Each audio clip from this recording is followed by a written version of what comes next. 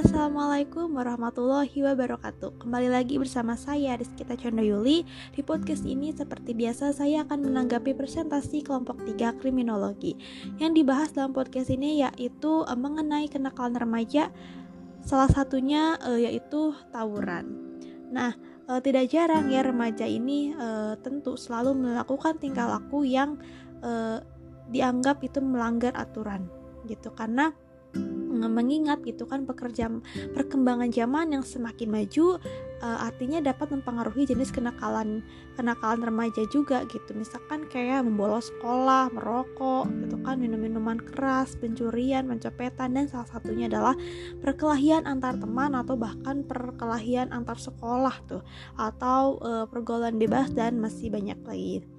Nah, lalu biasanya tawuran itu tuh terjadi di kota-kota besar gitu kan. Semakin derasnya arus urbanisasi dan semakin banyaknya remaja desa yang berimigrasi ke daerah perkotaan tanpa jaminan sosial yang mantap. Itu menurut Kartono katanya. Salah satu kenakalan remaja yang terjadi di kota-kota besar itu yaitu tawuran atau perkelahian antar kelompok. Nah, tawuran ini kita tahu ya, tawuran ini tidak sesuai dengan Pancasila, sila ketiga, yaitu Persatuan Indonesia. Padahal seharusnya setiap warga Indonesia itu harus menjunjung tinggi rasa persatuan dan kesatuan. Nah, lalu biasanya perkelahian di antar sekolah nih misalnya itu tuh karena masalah-masalah kecil.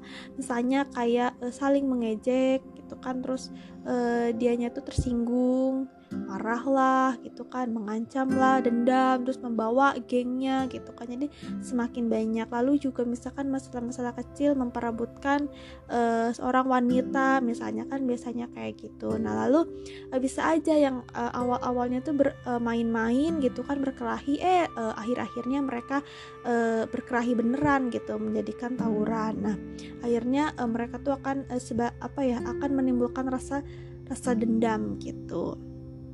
Lalu mengenai pertanyaan dari di kelompok 3 ini, nah, pertanyaan dari Vanisha, apakah ada dampak buruk dan baik dari kenakalan remaja selain bagi dirinya sendiri dan mungkin lingkungan sekitar yang merasakan secara langsung kenakalan remaja atau tawuran itu sendiri?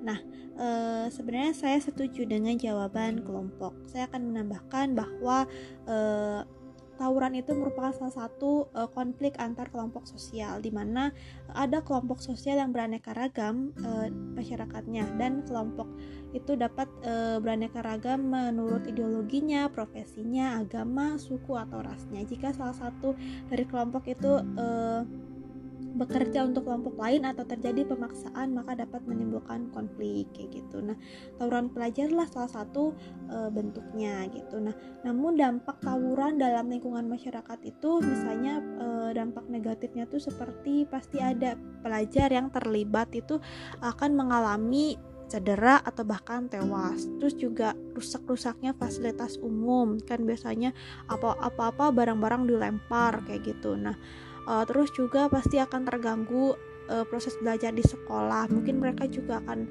mendapatkan hukuman berupa skors atau apapun itu. Lalu juga berkurangnya penghargaan siswa terhadap toleransi, perdamaian, dan nilai-nilai hidup orang lain.